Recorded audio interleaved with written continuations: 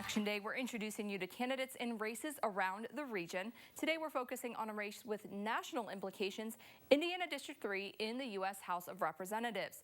Incumbent Republican Jim Banks is facing Democrat Gary Snyder and Independent Nathan Gotch. I asked each of them what issues they focused on during their campaigns and also who won the 2020 presidential election.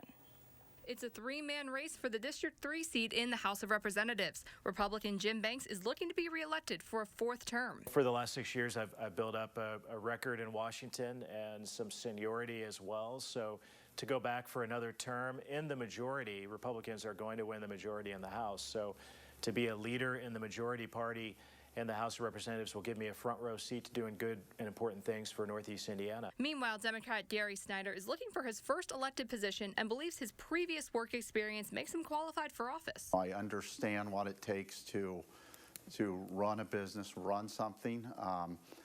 And also, I'm a veteran, served in the United States Army, in the Indiana Army National Guard as both a light infantryman and military police. Independent candidate Nathan Gotch has a background in education and film, the latter in which he says he worked to create storylines in Indiana to break down stereotypes. I've always had a sort of a soft spot for the people of this region and wanted to do what I could to represent them well. For me, it's so important to be going around listening to people, hearing what's on their minds, and they tell you the issues that they care about. When asked about the biggest issue in this race, both Gotch and Snyder said Jim Banks. What I hear from voters is they're tired of being embarrassed by their congressman, right? They want someone who is not just going on Fox News, but actually coming here and talking to the people of this district, listening to them, really representing them. I can't think of anything more un-American than the way Jim Banks supported Trump and the insurrection, voted against throwing out 81 million votes. Snyder also said abortion access and the economy are equally important in this race,